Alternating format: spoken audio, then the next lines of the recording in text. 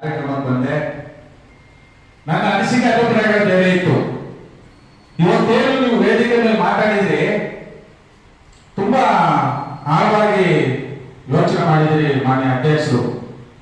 ಇವತ್ತು ಸರ್ಕಾರ ಸುಮ್ಮನೆ ಯಾರು ನಿರ್ಧಾರಗಳು ತಗೊಳ್ಳಲ್ಲ, ಆದರೆ ಅವರಿಗೆ ಮಾರ್ಗದರ್ಶನ ಮಾಡತಕ್ಕಂಥ ಎಡವಟ್ಟುಗಳಿಂದ ಬೇಕಾದಷ್ಟು ನಾವು ನೀವು ಕಟ್ಟುವಂತ ತೆರಿಗೆ ಸಾವಿರಾರು ಕೋಟಿ ವ್ಯಯ ಆಗ್ತಾ ಇದೆ. ಕೆಲವು ಕಡೆ ಏನು ವಲಯದ ಕಚೇರಿ ವ್ಯಾಪ್ತಿಯಲ್ಲಿ ಬಸ್ ಸ್ಟ್ಯಾಂಡ್ ನಿರ್ಮಾಣ ಮಾಡಿದರೆ ಇದು ನೀವೇನಾಗಿ 106 ಕೋಟಿ ವ್ಯಯ ಆಗಿದೆ. ಉದಾಹರಣೆಗೆ ನಾವು ಜಿಲ್ಲಾಧಿಕಾರಿಗಳ ಕಚೇರಿನೇ ಉದಾಹರಣೆ ಮಾಡ್ತಾ ಇದ್ದೀವಿ. ನಾವು ಇರೋ ಜಿಲ್ಲಾಧಿಕಾರಿಗಳ ಕಚೇರಿ ನಾವು ಉಪಯೋಗಿಸಲಿ, ಹಣ ಸಾರ್ವಜನಿಕ ಹಣವನ್ನು ವ್ಯಯ ಮಾಡಬೇಡಿ ಅಂತ ಹೇಳಿದ್ವಿ. ಆ ಕಚೇರಿ ಉದ್ಘಾಟನೆ ಆದ ಒಂದು ತಿಂಗಳಿಗೆ ನಾವು ಮಳೆ ಬಂದಂತ ಸಂದರ್ಭದಲ್ಲಿ ನಮ್ಮ ಆಕ್ರೋಶವನ್ನು ಹೊರಹಾಕಿದ್ವಿ.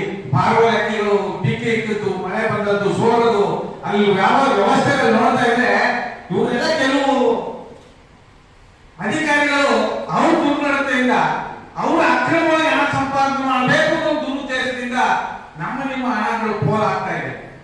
ಇವತ್ತು